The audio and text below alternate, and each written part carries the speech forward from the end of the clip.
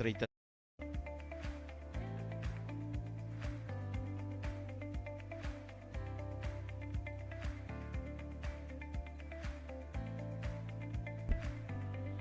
Cinco.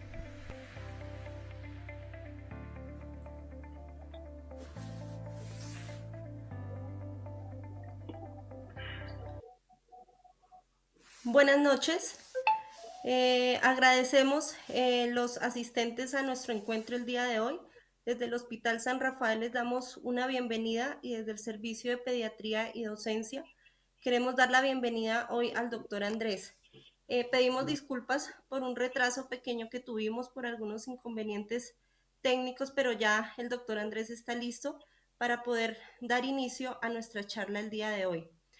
Hoy pues el doctor Andrés nos acompaña con el tema escalonamiento terapéutico, dificultad respiratoria pediátrica. Doctor Andrés, médico de la Universidad Pedagógica y Tecnológica de Colombia, especialista en cuidado intensivo pediátrico y especialista en docencia universitaria, médico de la UCI pediátrica del Hospital San Rafael. Muchas gracias a todos por la asistencia, esperamos que sea de todo su agrado y aprovechamiento al máximo y bienvenido, doctor Andrés.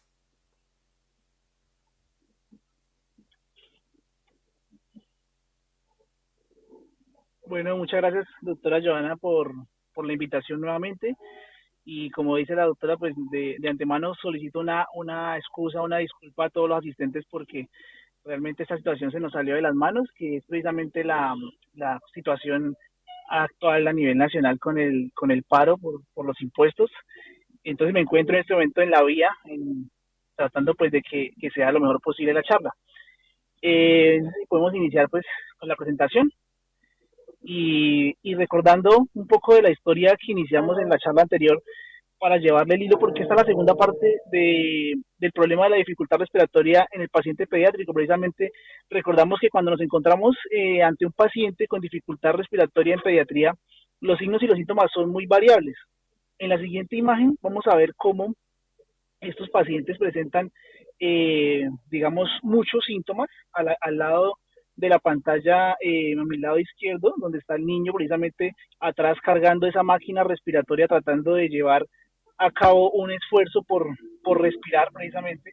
Encontramos toda la sintomatología de un paciente con dificultad respiratoria, que era lo que hablábamos en la ocasión anterior, pero lo traigo a colación nuevamente acá y así a modo de bosquejo caricaturesco, porque finalmente nosotros siempre hablamos de dificultad respiratoria y a fondo está ese trabajo respiratorio y es una máquina finalmente, una máquina que compacta todos los sistemas, ¿cierto? Sistema cardiovascular, sistema respiratorio, para tratar de llevarle un oxígeno a los diferentes tejidos y sistemas a nivel periférico. O sea, todo nuestro sistema respiratorio y el del niño precisamente trabaja para favorecer un adecuado gasto cardíaco y llevar una demanda energética o un consumo energético que requieren los demás órganos.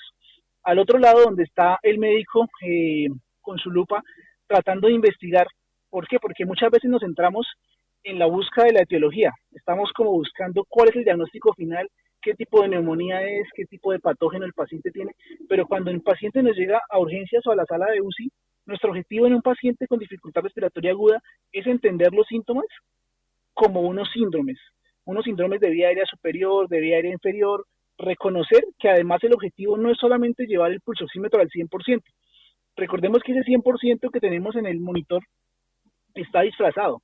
¿Disfrazado por qué? Porque tenemos de fondo un paciente que está taquinéico, taquicárdico, está agitado, todo su esfuerzo de todo su sistema y toda su máquina está tratando de favorecer ese 100% que nos alegra a nosotros, pero detrás de eso viene un gran gasto, perdón, energético que se llevó a cabo para poder hacer ese 100%. Entonces, ¿qué pasa?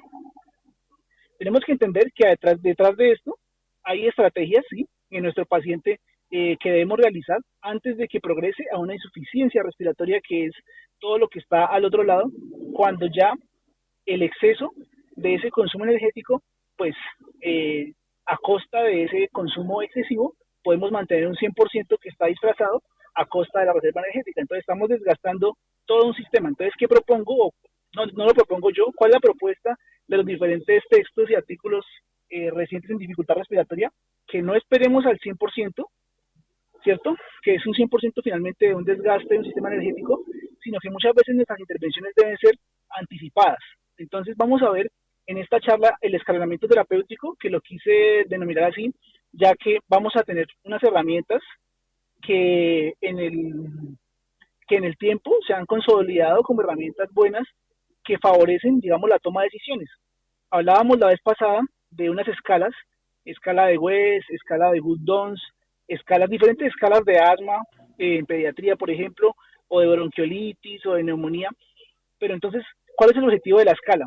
No es ponerle en la historia clínica y decir este paciente tiene 7, 8, bueno. No, el objetivo es reevaluar. Entonces la propuesta es la siguiente, el contenido temático, y si me permiten yo creo que voy a apagar un poco la cámara para disminuir la latencia de la señal acá en la vía, que es que estoy en la mitad de la carretera, y poderles hablar con más fluidez. Entonces en la siguiente diapositiva ustedes van a ver la propuesta temática. Vamos a hacer o a tratar pues de que a través de herramientas diagnósticas sencillas que tenemos en la mano, emprendamos una estrategia terapéutica escalonada. Escalonada, ¿por qué? Entendiéndola o asimilándola como a una caja de cambios precisamente de un automóvil. Entonces, entramos en primera con un paciente que viene de la casa con algún tipo de dificultad y la primera, ¿cuál sería? Ponerle oxígeno inmediatamente por cánula nasal. Pero tenemos que saber cuándo el paciente está, por decirlo de alguna forma también, y de forma un poco comparativa con una caja de cambios de un automóvil, el paciente está revolucionado. ¿Qué significa? El paciente ya no aguanta más con cánula. Entonces, ¿en qué momento yo lo paso a segunda? ¿Y segunda qué es? Bueno, le pongo un sistema de alto flujo o le inicio una ventilación no invasiva.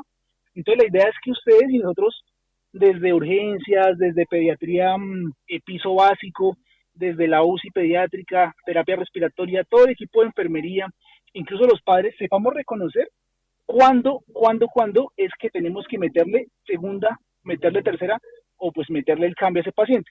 Y mi propuesta, digamos que desde la charla anterior ha sido como hablarle un poco de forma no tan técnica, sino integrar como estas similitudes en mi presentación, que espero que pues sean también de su agrado, y de esa forma llevarlo a la práctica. Realmente muchas veces tenemos mucha teoría y nosotros tratamos de leer y entenderla, pero pues cada día, como vemos, sale más y más teoría, que finalmente la idea es ponerla en práctica. Entonces vamos a darle al niño lo que necesita.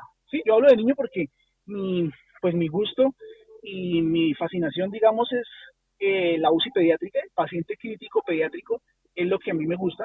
Entonces le vamos a dar a ese paciente lo que él necesita. ¿Antes de qué? Antes de que su reserva se agote, que era lo que hablábamos en la ocasión anterior. No esperemos a que el paciente agote toda su musculatura, agote todo su esfuerzo físico, su corazón ya esté latiendo a 180, 190 para tratar de mantener un aporte de oxígeno a los tejidos, no. Adicionalmente, antes de que el paciente, digamos, bueno, en otras ocasiones y en el tiempo se ha hablado de que la ventilación mecánica es digamos, un fracaso. Claro, si el paciente le llegó a usted y tuvo que intubarlo, me lo trae a UCI porque no usa a los tejidos periféricos. Y mientras eso responde, el paciente va a poder, digamos, descansar un poco su sistema respiratorio, pero debemos estarlo evaluando continuamente. Entonces, por eso dice ahí, en el punto 3, una herramienta de monitoría. Siempre es necesario para nosotros una herramienta. Los médicos trabajamos desde tiempos inmemoriales, digamos, con diferentes herramientas, desde las manos, el estetoscopio mismo, actualmente pues ya el ecógrafo a pie de paciente o a cama de paciente, diferentes índices, medidas, el pulsoxímetro mismo. Entonces, proponer unas herramientas básicas que son o van a ser para ustedes saturación de oxígeno, CO2, ¿sí? Evaluar esas cosas que tenemos en la mano, sin irnos por allá, que tenemos que buscar el ecógrafo, que tenemos que buscar el catéter, no, esas herramientas que tenemos en la mano. Y finalmente la regla de los 60 minutos.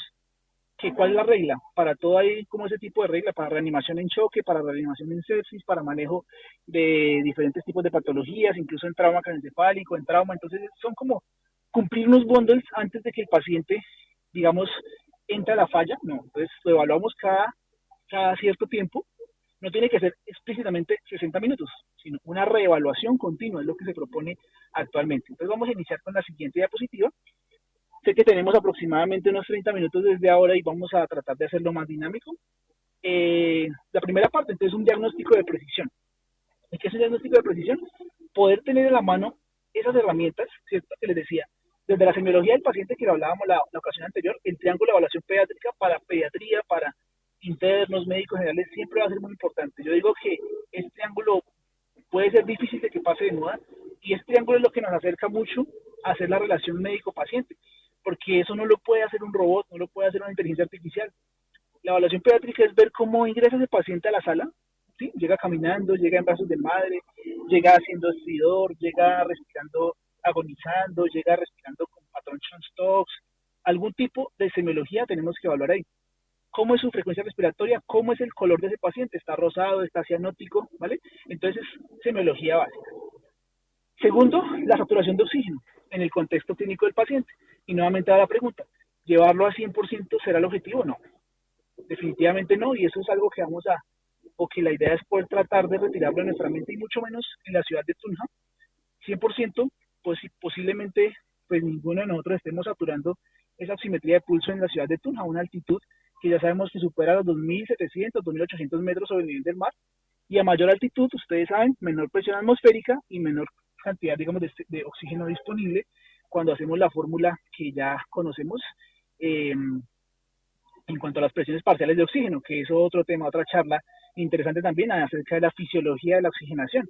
Es muy bonito. La presión arterial de CO2, claro, cuando tenemos unos gases arteriales, cuando nuestra terapeuta respiratoria nos colabora en la toma de unos gases o nosotros tomamos una gasimetría arterial, indirectamente nos va a proporcionar información de cómo está esa ventilación alveolar y lo vamos a entender más adelante, que eso requiere una interpretación mucho más sencilla de lo que parece, porque muchas veces nos enredamos en que el CO2, bueno, pues si se eleva obviamente es un paciente que puede ser, en el caso de adultos, en el caso de pacientes crónicos pediátricos, un CO2 elevado indica hipoventilación alveolar, pero entonces, ¿qué tanto esa hipoventilación qué significa? Claro, pues que menos unidades reclutadas, ¿cierto? Menos pulmón respirando, básicamente. Otras medidas que pues son muy usadas en reanimación, en choque, en sepsis, en diferentes tipos de contextos críticos de adultos y pediátricos, pero sobre todo ahora, ahí está la referencia en cuidado intensivo también, el lactato y la base exceso, pero en contexto de insuficiencia respiratoria. No únicamente en contexto de reanimación, que es tratar de bajar el lactato menor a 2, incluso últimamente ya estamos pensando mejor el lactato, ya sabemos que el lactato no solamente, digamos, el objetivo va a ser bajarlo, porque más allá de eso, el lactato es, más allá de ser un indicador de que hay mala perfusión, es un indicador de que hay perfusión, ¿cierto? Entonces el lactato se produce porque hay unas células que están haciendo su metabolismo, anaerobio, aerobio, de alguna manera, y además de eso es necesario el lactato para poder llevar a cabo diferentes tipos de procesos. Entonces la idea es interpretarlo en el contexto del paciente y en el momento de la insuficiencia respiratoria y ver cómo va su evolución. Todas las medidas que hacemos tenemos que reevaluarlas. En la siguiente diapositiva está básicamente lo que tenemos a la mano, que es saturación de oxígeno y CO2. Esas son nuestras herramientas del día a día. Vamos a ver una por una. Saturación de oxígeno, entonces digamos que para tenerlo presente desde el sistema respiratorio, sabemos que la respiración es un proceso por el cual intercambiamos gases, ¿cierto? Con el medio ambiente. Nuestro pulmón pues trata más bien desde la atmósfera, llega el oxígeno hasta la mitocondria y esa gráfica de la derecha es muy interesante porque muestra cómo se requiere realmente diferentes procesos, no solamente es, bueno, digamos, sería sencillo llevar aire de afuera a una presión negativa que es nuestro pulmón, nuestra caja torácica, pero más allá de eso, veamos que hay unas presiones parciales que se mantienen en la atmósfera, otras a nivel de la arteria, otras a nivel del alvéolo, perdón, otra vez a nivel del capilar y finalmente a la mitocondria, para que nuestra mitocondria o nuestra célula respire, digamos, y utilice ese oxígeno, pues requiere que haya una caída de presiones o una presión superior afuera, ¿cierto? Entonces, eso es como lo interesante de la saturación de oxígeno, entender de dónde viene ese proceso después de que los alvéolos se han ventilado con aire limpio. En la siguiente fase continúa con la difusión del oxígeno desde el alvéolo, que los vemos ahí, digamos, amplificados en forma de dibujo, hacia la sangre pulmonar y a su vez la difusión del oxígeno mismo desde la sangre pues, venosa en dirección opuesta hacia el ambiente, ¿cierto? Que es lo que expulsamos. Entonces, ese proceso de difusión es un movimiento de moléculas en dos direcciones a través de una membrana respiratoria para hacerlo más sencillo y a través de unos líquidos adyacentes. Todo eso eh, impacta qué tanto líquido adyacente hay, qué tan afectado está el pulmón. La membrana también puede afectarse, que es la membrana alveolo-capilar, por diferentes enfermedades. Entonces, digamos que la fisiología respiratoria no solo le interesa el intercambio por mecanismo básico, sino además de eso, todo lo que está alrededor, que son la difusión, la velocidad en la que ocurre, la cantidad en la que ocurre esto, para entender un poco de dónde viene esa saturación de oxígeno. En la siguiente diapositiva vamos a ver también un poco de forma también muy redonda, porque digamos que esta temática en la fisiología, si algún profe de fisiología me está viendo o me llega a ver cómo estoy explicando esto tan someramente y tan superlativo, dirá que muy sencillo, ¿no? Que parece muy básico. Pero es para que en contexto tengamos el CO2 como la relación inversa de ese volumen corriente. Entonces ustedes ven cómo en la parte, en la gráfica, en el eje de la X, hacia el lado más de la derecha, cuando el ventilador, cuando el pulmón maneja unos volúmenes tidales, unos volúmenes corrientes adecuados, pues es capaz de eliminar el CO2. En la parte de la izquierda de la pantalla, o de la izquierda de ustedes, que están viendo como yo, se ve cuando el pulmón maneja bajos volúmenes corrientes, como arriba se retiene esa cantidad de CO2. Y más allá de retener CO2, que digamos que no, pues no sería un problema, ¿cierto? Pero significa que el niño no está moviendo suficiente cantidad de aire o que el aire por alguna razón no llegó a los alvéolos, produciendo que esa eliminación de CO2 sea nula.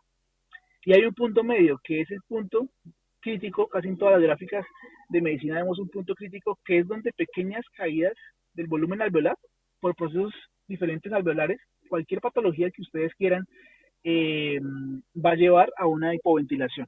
Por alguna razón, el asma va a ser hipoventilación, la bronquiolitis va a ser hipoventilación, las neumonías por diferentes fisiopatologías también van a ser hipoventilación, y va a causar ese problema de aumento catastrófico, digamos, en la subida de ese CO2 acumulado. Ese CO2 acumulado causa pues todo ese daño allá tisular a nivel de los diferentes tejidos, y eso es lo que no queremos, que el CO2 llegue a un punto en que ya empiece a causar esa acidosis de origen respiratorio y empiece a dañar nuestros órganos. En la siguiente diapositiva entonces vamos a entender, digamos, que no necesitamos, a pesar de que les hablé de CO2 arterial en un gas arterial, no siempre necesitamos una gasimetría para entender cómo está pues nuestra saturación de oxígeno o nuestra presión arterial de oxígeno. La presión arterial de oxígeno guarda una relación muy estricta, muy específica con la saturación arterial de oxígeno cuando el paciente sobre todo pues satura más de 90%. Entonces, ¿qué hacemos nosotros? Digamos que la recomendación, ¿cuál sería? Si tengo un paciente que satura 92%, 91%, 93%, no necesito un gas arterial, ¿cierto? Digamos, urgente, pues no necesito una gasimetría ya, por favor, terapia respiratoria, una gasimetría para ver cómo está la PAFI, porque muchas veces caemos, pues, digamos, en la metodología de que tenemos que dar un dato, que darle al intensivista, no, tengo que decir al intensivista cómo está la PAFI o al urgenciólogo cómo está la PAFI, para poderle dar una información. No, ustedes pueden darle una información correcta al siguiente que le recibe turno o quien recibe el niño que estamos examinando con una buena saturación de oxígeno superior a 90. Con esa saturación de oxígeno vamos a tener varias medidas e índices, como son la misma SAFI, que se usó mucho pues en la época de la pandemia COVID en pacientes con cánula de alto flujo, cuando se requería evaluar cómo iba la evolución de ese paciente a la respuesta a la medida terapéutica, que era la cánula de alto flujo precisamente. Todos conocíamos la SAFI. ¿Qué es la SAFI? Saturación arterial o saturación de oxígeno sobre la FiO2. Dividimos, hacemos esa pequeña, eh, ese pequeño cálculo y tenemos la SAFI, que se asemeja mucho a la PAFI con valores que están entre 200, 220 para una insuficiencia respiratoria moderada, y con eso nos vamos a ir evaluando y continuando, digamos, con la monitoría del paciente. Vamos a seguir haciendo un seguimiento continuo, que es la idea, que hagamos una evaluación de cómo va el paciente, más que dar un dato aislado. Ya cuando estamos por debajo del 90%, seguramente ese paciente tiene una hipoxemia, ¿cierto? Entonces, digamos que, ¿por qué digo yo que no necesito un gas arterial? Porque es que un gas arterial, lamentablemente, en un paciente pediátrico implica cogerle el brazo al paciente, amarrarlo a la cama casi, decirle a la mamá que lo coja del otro brazo, dos enfermeros abajo de los pies, otro que le esté agarrando la barriguita al niño. Y mientras hacemos todo ese proceso, seguramente con todo ese estrés que le producimos al paciente, con todas esas maniobras, hacemos que el paciente haga más gasto energético, que si recordamos es lo que no queremos, no queremos que el niño pelee contra nosotros porque está gastando su energía poca que le queda y su oxígeno que le queda tisular, lo está gastando en pelear contra nosotros. Por el contrario, pongámoslo en confort, recordemos, no lo acostemos 180 grados, sino dejémoslo más o menos a 90, 90, 60 grados, lo que él se sienta cómodo, ya que recuerden que la posición de la caja torácica, la amplitud de las axilas, mejora esos volúmenes corrientes. Entonces, yo recomendaría en ese caso, no le tome un gas arterial, haga acciones que intervengan en su mejoría y esperemos a que se estabilice un poco para poder, si quiere evaluar una oxigenación más precisa, pues de pronto que requiera otro sistema de ventilación más invasivo o una no invasiva, ¿cierto? Entonces, ¿cómo clasificamos la hipoxemia? Porque siempre queremos hacer una clasificación de las enfermedades y la dificultad respiratoria. Vemos cómo la hipoxemia se puede clasificar de acuerdo al mecanismo fisiopatológico, que ya lo hablábamos en la siguiente diapositiva, mostramos cómo se puede clasificar según la causa, por ejemplo, si es una hipoventilación alveolar, si es un desequilibrio de la ventilación-perfusión, ¿cierto? Si hay un deterioro de la difusión o hay baja presión inspirada de oxígeno, que es lo que ocurre en grandes alturas. Otra forma de clasificarla, la evolución de la dificultad respiratoria, entonces, ¿es aguda o es crónica? Y ahí podemos ir hablando ya en otros términos si queremos ponerle a nuestra historia pues un término o queremos contarle a nuestro siguiente médico que nos recibe, no, este paciente tiene una dificultad respiratoria aguda, crónica, ¿cierto? La crónica a menudo se observan enfermedades obstructivas y tiene mecanismos adaptativos secundarios que se ven sobre todo en pacientes adultos o pacientes niños con enfermedades de tipo obstructivo, como son asma, como son fibrosis quística. Y la clasificación que nos importa a nosotros en el ámbito de hablar de tratamiento no quiere decir que las demás no importen, pero cuando hablamos de terapéutica, en urgencias o en UCI, lo que queremos es hacer algo, ¿cierto? No ponerle tanto apellido, sino actuar. Entonces, ¿cómo la clasificamos? ¿Es grave? ¿Qué tanto? ¿Leve? ¿Moderada? ¿Síntomas escasos? ¿Cierto? Entonces, según la gravedad, cuando es leve, tenemos unos síntomas escasos que se notan de pronto a la auscultación o al examen físico detallado. La moderada provoca definitivamente cianosis, fatiga, el niño está taquimnéico, de lejos se observa, taquicárdico, puede estar diaforético, su piel cambia de coloración, sus labios son menos rosados, más cianóticos. Una dificultad respiratoria grave es cuando el paciente ya está entrando a un fallo orgánico y una insuficiencia cardiorrespiratoria. Entonces ya tenemos tres tipos. Y ahí vemos, dependiendo pues su nivel de CO2, perdón, su nivel de oxígeno, según pues si estamos a nivel del mar o si estamos a nivel de Bogotá, que se las dejo para que de pronto le tomen pues su pantallazo o tengan la información, más que para repetirla, es la clasificación que tenemos en cuanto a PO2, ¿cierto? Entonces, ¿cuál es el objetivo a nivel de Bogotá? Casi siempre vamos a tener, o a nivel de Tunja y Boyacá, en la zona alta vamos a tener una PaO2, o presión arterial de oxígeno, entre 60 y 65. Eso es lo normal. No queremos un paciente en Tunja con una PO2 de 99 o 100, pues sería que ya incluso estaría en hiperoxemia. Entonces, más que, y más un paciente que está enfermo de su pulmón, ¿verdad? Eh,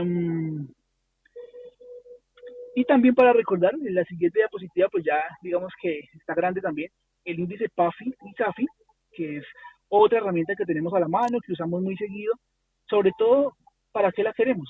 No para diagnosticar la insuficiencia respiratoria, porque sería ilógico, ¿cierto? Yo no espero que pues, un compañero médico o de pronto si un interno llega y le pregunto si ese paciente tiene insuficiencia respiratoria, me responda que va a tomar unos gases. Yo no espero un gas arterial para diagnosticar una insuficiencia respiratoria. Yo hago para ver cómo está en el seguimiento, ¿cierto? O para ver qué medida voy a tomar. Entonces ustedes ven ahí que los índices de SAFI que está más a la derecha de la pantalla, se correlacionan con los índices de PAFI. Entonces yo tengo un paciente que tiene una SAFI, saturación arterial de oxígeno sobre FiO2 menor a 160, ese paciente está en una insuficiencia respiratoria severa o dificultad respiratoria severa. Un paciente con una SAFI entre 160 y 310 es moderada y una SAFI mayor a 310, de ahí para arriba, es leve. Ya, es muy sencillo, muy básico, aunque claro, es más sencillo aprenderse los de la PAFI, que son entre 300 a 200 leve, 200 a 100 moderada y menor a 100 insuficiencia severa, cuando tenemos una gasimetría arterial. Esto pues es bibliografía que está ahí y que tenemos que digamos que no ha cambiado en el tiempo. Ya como tenemos una gasimetría arterial para tener una PAFI, pues digamos que hay unos puntos claves de la presión arterial de CO2, que era lo que hablábamos, y casi siempre queremos o evaluamos la presión parcial de dióxido de carbono en la dificultad respiratoria para medir la ventilación alveolar. Y si de pronto tomamos unos gases y medimos una PA CO2 y no pensamos en la ventilación alveolar, pues digamos que eh, nos queda ese pendiente, ¿sí? Nos queda ese pendiente y siempre que veamos una CO2, de una vez a la mente nos tiene que llegar ventilación alveolar, es decir, cuánto volumen corriente mueve ese paciente o ese pulmón. Siendo normal esa PaCO2 entre 35 y 45 y elevada mayor a 45. Digamos que eso es lo que dicta pues la definición, y que mayor a 45 indica hipoventilación, insuficiencia respiratoria tipo 2, puede variar un poco en los números de según la revisión que estemos pues leyendo, pero bueno, más o menos ese es el valor. Y lo importante, más que los valores, es que existe un punto crítico, que era lo que él decía, donde puede colapsar el paciente, donde pequeñas caídas de volumen alveolar, pues que nosotros no lo medimos en el paciente de urgencias, no medimos el volumen en el paciente que nos acaba de llegar a consulta, o ni siquiera cuando llega a la UCI, apenas estamos empezando a monitorizar, no medimos volumen alveolar. Nosotros tenemos un estimado de volumen corriente del paciente, pero no lo medimos. Pero sabemos que cuando ese volumen empieza a caer, ese paciente tiene una hipoventilación, elevación de CO2 y con seguridad una hipoxemia aguda, porque ese CO2 que se eleva va a ocupar espacio alveolar y ese espacio alveolar que se ocupó es oxígeno que se desplazó. Entonces, ¿qué pasa? Nuestro alveolo está lleno de unos gases que son oxígeno, CO2, nitrógeno, otros tipos de gases nobles, pero si yo acumulo CO2, simplemente mi alveolo no va a crecer en un momento agudo para poder tener más oxígeno y CO2 al tiempo, sino que hace el CO2 desplazar el oxígeno, desplazar el nitrógeno, desplazar los otros gases que también son útiles para nuestro sistema ventilatorio. En menor o mayor cantidad, el oxígeno no es capaz de mantenerse ahí y sabemos nuevamente y repetimos que el CO2 es fácilmente difusible, mucho más que el oxígeno, hasta 20 veces a 1 sobre el oxígeno. Entonces, recordando, digamos, esa teoría y ese poquito de fisiología que son datos ahí clave para tener a la mano siempre, incluso para que estemos pensando, cuando pensemos en CO2, pensemos en volúmenes corriente y ventilación alveolar. Viene algo más interesante que la interpretación del lactato, porque muchas veces el lactato, pues sabemos ya que es útil en choque y siempre tenemos artículos, algunos compañeros míos se saben el nombre del estudio, Andrómeda 1, Andrómeda 2, se saben, o no sabemos pues el autor, eh, incluso conocemos al autor y hemos charlado con él y lo hemos visto en conferencias y es muy interesante todo lo que él hace sobre lactato y utilidad en choque, los estudios de Andrómeda y sobre todo llenado capilar, pero útil en sepsis y en dificultad respiratoria que, pues resulta que, si recordamos, esa es un recorte de una diapositiva de la charla anterior en la que hablábamos de que el gasto cardíaco del paciente en un estado normal o fisiología normal que consume, ¿sí? El consumo, mejor dicho, de su sistema respiratorio de la totalidad del gasto cardíaco es un 5% apenas. ¿Qué pasa cuando estoy en dificultad respiratoria? El gasto, el gasto cardíaco atribuido que necesita el sistema respiratorio para poder respirar en dificultad respiratoria es hasta el 35%, 30-35%.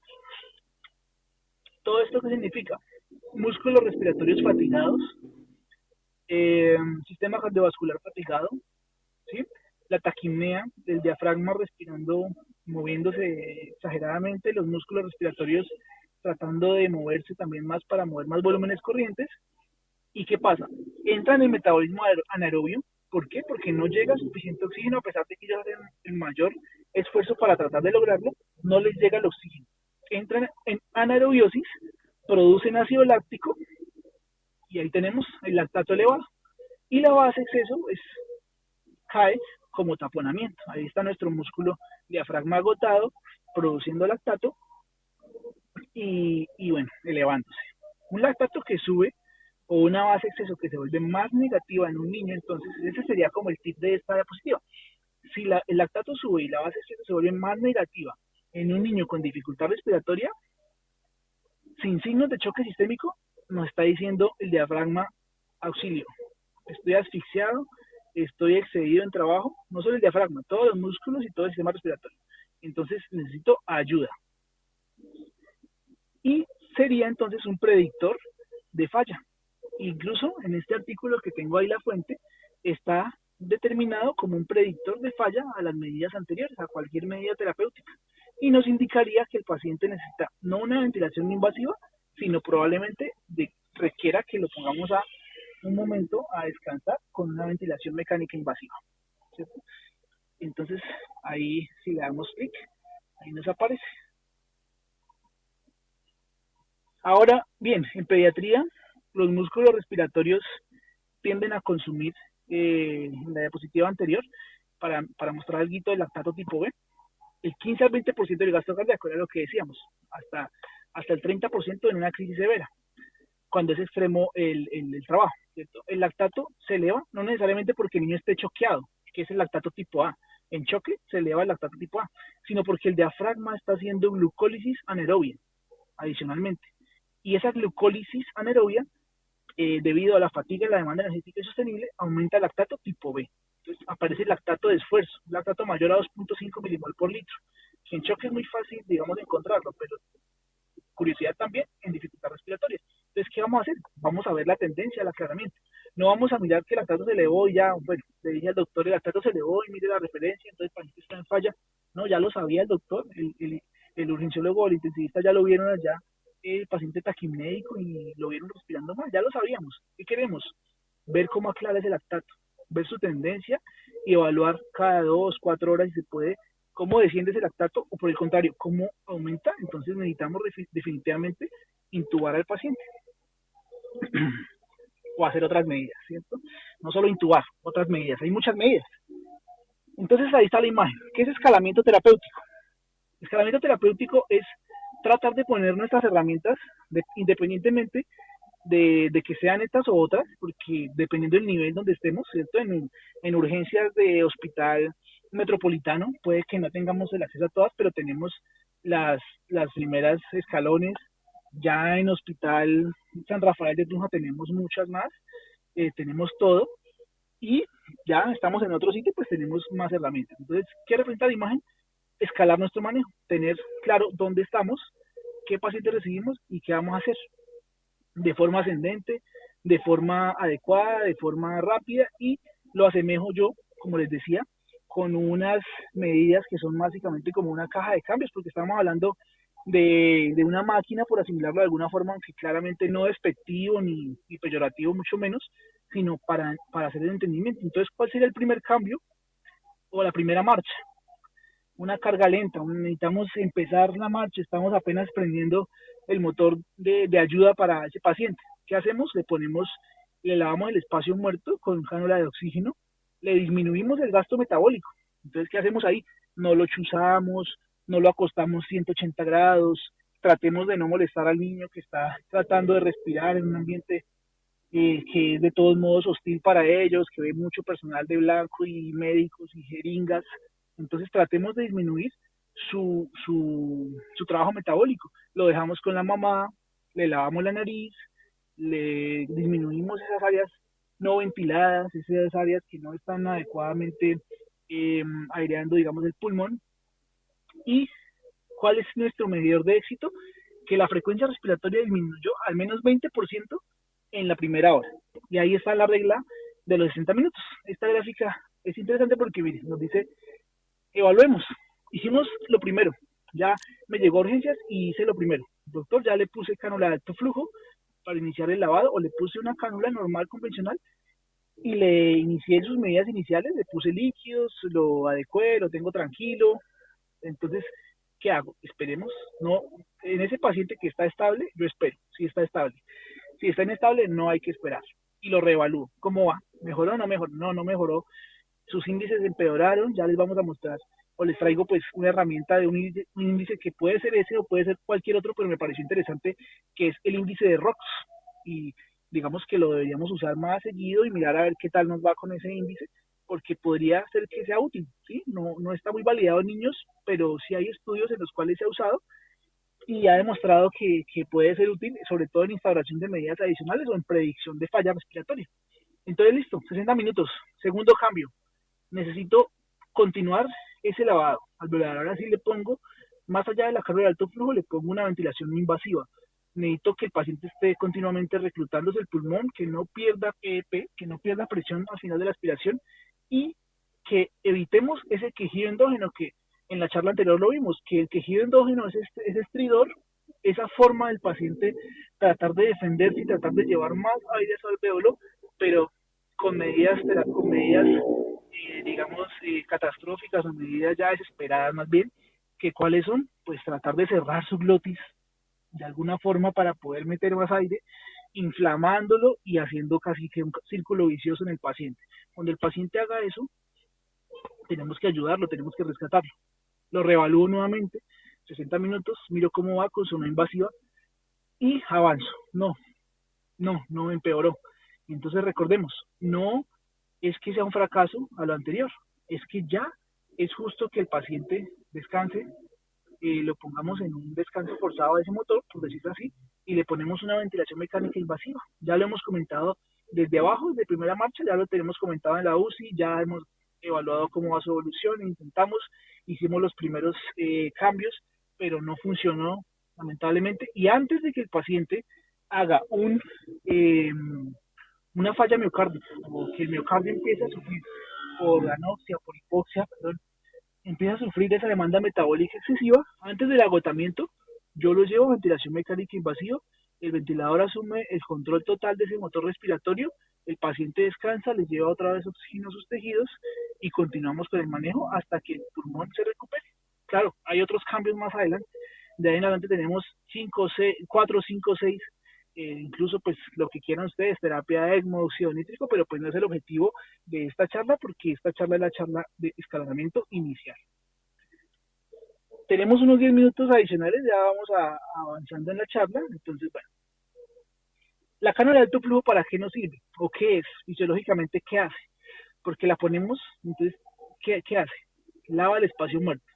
Resulta que es una opción muy buena en pacientes con insuficiencia respiratoria, sobre todo hipoxémica aguda, considerando que es un método seguro, que es adaptable, administra oxígeno caliente, lo administra humidificado, proporciona niveles de presión positiva en la vía aérea superior y incluso genera una presión positiva al final de la aspiración, que es moderada, que es teórica y que nos sirve para mantener reclutado a nuestro pulmón, sobre todo en pacientes, pues obviamente pacientes pediátricos estamos hablando. Oxigenación constante, proporcionando una FiO2 que es precisa, que es estable hasta el 100%, nosotros mismos la manipulamos y la adecuamos de acuerdo a la necesidad del paciente, que es lo que siempre decimos. El gas va acondicionado, entonces también evita un poco ese trabajo que hace de por sí nuestro sistema respiratorio, pero que sabemos que en un paciente con dificultad, los sistemas que hacen, digamos, algo fisiológico pueden estar afectados, pueden estar agotados de hacerlo, entonces de pronto lo dejan de hacer. Entonces humidifica nuestro aire, lo calienta, disminuyendo resistencias, disminuyendo incluso turbulencia y permitiendo ese lavado de espacio muerto. Al final, reduce el trabajo respiratorio y mejora nuestro paciente. Después de la cánula de alto flujo, como decíamos, reevaluamos. Entonces ustedes, digamos, tendrán la curiosidad, o yo la tuve, ¿cómo reevalúo? ¿Cómo yo reevalúo mi paciente? Solamente con el triángulo, solamente con la oximetría, tengo la SAF,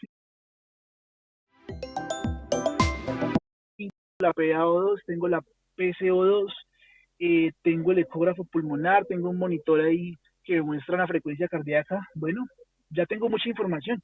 El paciente disminuyó frecuencia cardíaca, súper bien, disminuye un poco su frecuencia respiratoria, ojo, sin llegar a un punto donde esa disminución de la frecuencia respiratoria resulta que fue fatiga. Entonces el paciente está muy tranquilo allá en la cama, saturando 100 y con frecuencia respiratoria de 12, pero resulta que es un niño de 1 año o 6 meses. No, no, esa frecuencia respiratoria no me convence porque un niño de 6 meses no respira 12, ¿cierto? Entonces, ¿o qué pasó? ¿Mejoró realmente?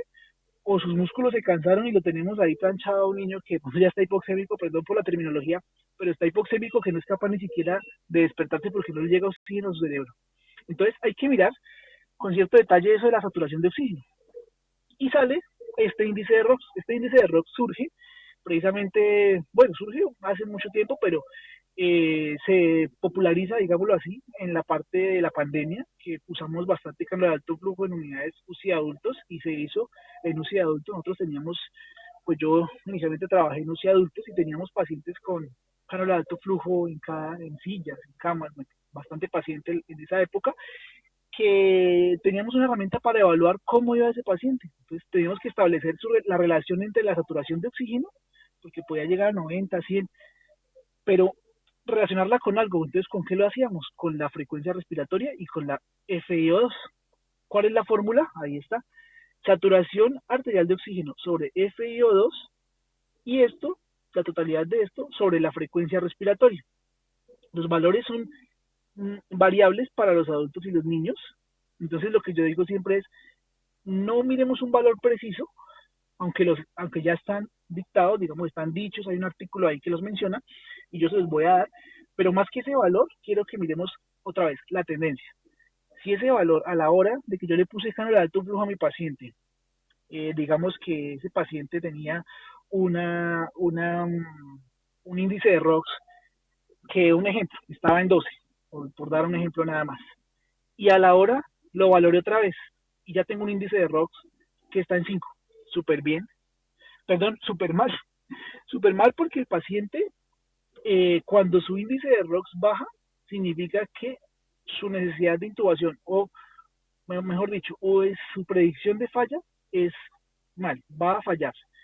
Entonces, los valores que están descritos en la literatura son un paciente que tenga un índice de ROX mmm, menor a 4.8 indica que hay mayor riesgo de fracaso a la terapia. ¿A cuál terapia? A la cánula de alto flujo. Entonces, ¿cuándo lo evalúo? Generalmente lo ideal es como evaluarlo a las 4 o 6 horas del inicio de la terapia y reevaluarlo continuamente, porque el primer valor el que tenemos del paciente que acaba de llegar a la sala de UCI o que acabamos de sentar pues en la silla o acabamos de acostarlo en la cama, ese primer valor no tiene mucha validez, tiene validez cuando ya hemos aplicado la terapia. Igual hacemos un primer valor, un valor inicial, por ejemplo, nos dio 12, listo, ese paciente pues en ese momento estaba bien, no tenía riesgo de fracaso a las maniobras o al manejo, y a la hora hacemos un índice de ROX y está menor a 4.8, es decir, está en 3 o está en 2. Ese paciente tiene mucho riesgo de fracaso a las maniobras o de riesgo de necesidad de intubación mecánica, de ventilación mecánica. Si queremos, hacemos ahí un ejemplo rápidamente. Entonces, no sé, para hacerlo de forma fácil, yo iba a traer una imagen, pero en este momento no la traje, pero por hacerlo fácil, entonces tenemos un paciente con una saturación de 100%, ¿cierto? Sobre una FiO2 que está en este momento en 30%. Entonces, si ustedes quieren, cogen sus celulares ahí, sus calculadoras, y hacemos el ejemplo. Un paciente que está con 100% de saturación, digamos que está bien, estamos tranquilos, ¿cierto? 100%, y lo dividimos entre 0.3, que es la FiO2 que yo le estoy aportando. Entonces tengo 333. Ese 333 lo voy a dividir por la frecuencia respiratoria, es un paciente de 1 año. Y digamos que este paciente está bien, lo dividimos entre 20, ¿cierto? 20 de frecuencia respiratoria. Tengo un índice de ROS de 16. Si quieren, háganlo de una vez ahí para que sea un poco interactivo. Y ustedes mismos lo comprueben. Listo, resulta que le instalé la cánula de alto flujo de todos modos porque por alguna razón sibilaba o bueno, tenía otros síntomas aledaños, no solamente la saturación, y lo evalúo a la hora. Resulta que tengo 100%, sigue saturando 100 porque el paciente, bueno, le ayudó algo, pero ahora tengo una FiO2 que está en 50%. Entonces 100% dividido entre 0.5, eso nos da 200. Ese 200 vamos a dividirlo en que el paciente ahora tiene una frecuencia respiratoria de 60. Se puso taquimnéico a pesar del manejo. Ya tenemos un índice de ROX de 3.3. Claro, este es un ejemplo exagerado, pero sí vieron que todo empeoró porque le puse más FiO2, a pesar de que saturaba 100. Es que es lo interesante de eso. Saturando 100%, pero ahora con FiO2 de 50% y con la frecuencia respiratoria aumentada, el índice de ROX me cayó a menos de 3 o a 3 puntos. ¿Qué significa? Alto riesgo de ventilación mecánica. Y ahí está, como la zona de alerta clínica, hay una zona de éxito de, de, de respuesta a la cánula de alto flujo. Entre mayor es el valor, mejor, mayor éxito, ¿cierto? Y entre menor es el valor, más riesgo de falla. Y ahí pues está lo demás, las características del estudio, cómo se hizo y por qué salieron esos valores, para tener a la mano una herramienta interesante. Entonces después tenemos una segunda caja de cambios. Y esto es algo que extraje, ese pequeño recorte, es un extracto de la sección 7 de las recomendaciones de las guías PALIC, que son el consenso de dificultad respiratoria aguda de buenas prácticas en pediatría. Entonces está escrito, ¿no? La ventilación mecánica no invasiva es efectiva en relación pues con mejora de sobrevida en pacientes que tienen algún tipo de fallo respiratorio agudo, ya sea como exacerbación de enfermedad obstructiva crónica o enfermedad hipoxémica aguda. Entonces, ¿cuál es el rol de esta no invasiva? A pesar de que tiene un rol ahí en el manejo de pacientes con falla respiratoria obstructiva, la cánula de alto flujo sigue estando por encima del CPAP en estos casos, o por encima de este sistema no invasivo. Entonces, ¿qué nos sugieren? Ellos sugieren su uso en pacientes con síndrome de dificultad respiratoria aguda pediátrica leve o riesgo del mismo, que han tenido cánula de alto flujo ya como prueba terapéutica, pero que todavía no tienen clara indicación de intubación. Esto pues obviamente incluye ciertas condiciones como son una monitoría cercana, un personal que esté entrenado, que sea conocedor de la ventilación no invasiva de los sistemas IPAP, y la respuesta se debe evaluar en 3 y máximo 6 horas. No se le da más espera a un paciente que está con una invasiva. Esa es la recomendación, ¿no? Claro, pues nosotros podemos evaluarlo y mirar cómo lo hacemos en nuestro servicio porque es muy variable paciente a paciente y cada paciente responde distinto y es cierto que cada equipo es distinto y si tenemos un equipo que es capaz de evaluarlo otro tiempo y ve que hay cierta mejoría, bueno, no es estricto, pero esa es la recomendación, digamos que repito, dicta la guía, eh, que es una guía, son 6 horas, si no, ellos recomiendan intubación temprana, dar sedación consciente antes de lo mismo para intentar mejorar la tolerancia a la no invasiva, se puede dar sedación consciente. Y si no, es fracaso en 6 horas, nos vamos con la ventilación mecánica. ¿Y qué es lo importante de la ventilación mecánica? Que, eh, que lo que va a hacer la ventilación, también esto pues parte de los consensos de SDRA, las guías PALIC, es conocer sobre todo que nuestro pulmón enfermo es un pulmón, creo que ya estamos sobre el tiempo, pero falta unas pocas diapositivas, que esto realmente es tema casi que de otra charla completa acerca de la ventilación protectora. Nuestro pulmón enfermo de un paciente pediátrico, un paciente adulto, cualquier tipo de paciente, tiene un compromiso heterogéneo. Recordemos que el tejido funcional va a estar reducido y al ser un tejido funcional reducido, lo ventilamos. Entonces, esto para la siguiente charla, que sería la charla de ventilación mecánica, si de pronto la doctora Joana le parece pertinente, eh, que hacemos una ventilación mecánica que llamamos protectiva, protectora, con unos bajos volúmenes, manteniendo unas presiones para evitar el colapso de esos alvéolos que no están, que están funcionales todavía y esperar la recuperación. Ese es el concepto grande de un baby lung, que es un concepto de cuidado intensivo